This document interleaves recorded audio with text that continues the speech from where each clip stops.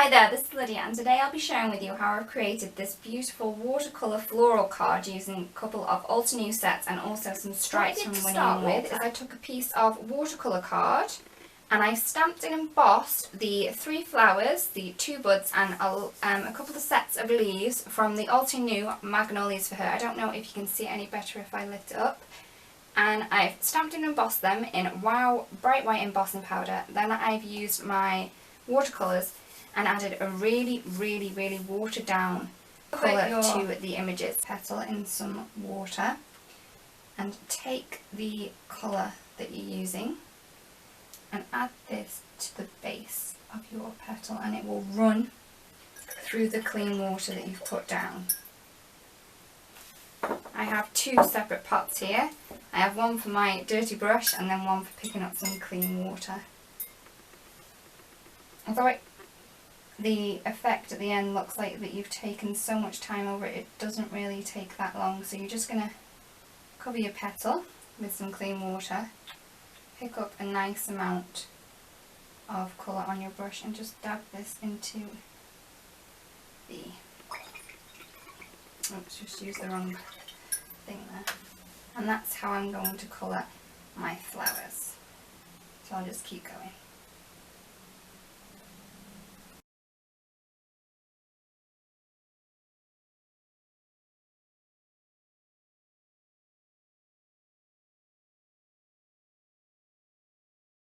For these I'm going to do it a little bit differently. I'm going to add one colour to the bottom edge and the other to the top edge to make it look like a variegated leaf. So I'm going to try that now and I'm going to be using number 58 as my dark colour. So I'm adding that in.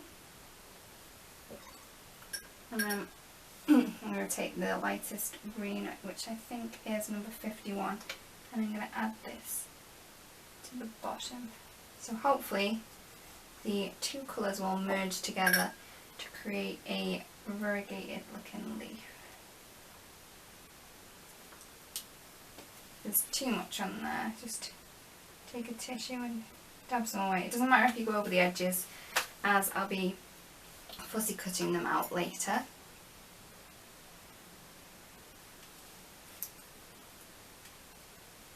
I'm just going to do this on all the leaves. Add the darker colour to the top and the lighter colour to the bottom. Once I'm happy with my watercoloured images, I'm going to leave this to the side to dry. Once dry, I'm going to fussy cut out all of my images and then I will have a plate arranging them. I fussy cut round them and also the leaves. What I've done then is I've cut a card layer that's slightly smaller than my card blank in the width, not in the length. The length's the right length. And I've arranged my flowers as I want them to be. I'm then going to take some foam pads and attach them to my card. Once you're happy with it, it's easier just to move the bits out from behind and then pop them back into round about the same. Once all the flowers are in position, then it's time to add in the leaves. I just add a pad and then I slide them under where I want them to be and then just push it down. Before adding my card layer to my card blank, I wanted to add a bit of detail down this edge just behind the flowers so it'll peek through. So I'm just on my card blank now and I have some stripes, and this is from Winnie and Walter and it's scenery stripes, and I've just added them to my board here a little randomly. It doesn't matter if they're not exactly straight, as only a little part of this will be showing, so it won't be that noticeable. So what I'm going to do is I'm just going to ink up this with some black ink and I'm going to add this down the left hand side of my card. These down the left hand side of my card. It doesn't matter if it's messy over this edge, as we'll be covering it up with the card layer from before. Just make sure it's all done, and then I will continue the stripe. The stamping's not completely perfect, but as I'm covering this up with the card layer mostly, I'm happy with what the I've added my card layer to my card blank using some funky foam to give it a bit of dimension. I'm now going to add my sentiment.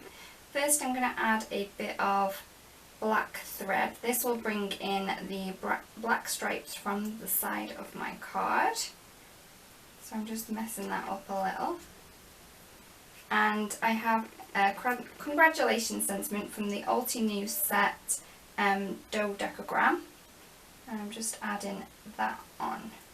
The double-sided adhesive on the back of the sentiment will keep the thread in place.